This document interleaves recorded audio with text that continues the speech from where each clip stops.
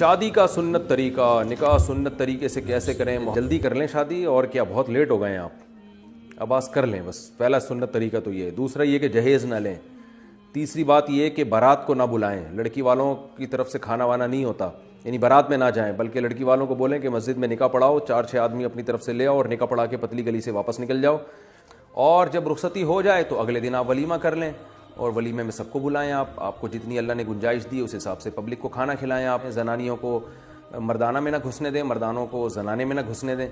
تو یہ بےہودگی کی بات ہے، اور اس میں میوزک موسیقی وغیرہ کا انتظام نہ ہو، تمیز سے کھانا ہو، اور جہیز نہ لیں۔ آپ جہیز نہیں لیں گے تو وہ جو اس کا طریقہ کیا ہے وہ میں پہلے بتاتا ہوں کہ آپ جو رخصتی کے لیے بیگم کو جہاں لے کر آئیں گے اس کمرے کو پہلے سے آپ ڈیکوریٹ کر دیں، صوفے لا کے ڈال دیں، ڈبل بیڈ ڈال دیں، الماریاں ڈال دیں، بتا دیں لڑکی والوں کو اب کہاں، یہاں جگہ ہی نہیں ہے تو صوفے رکھو گے کہاں پہ، تو جہیز کی جگہ نہیں ہمارے گھر میں،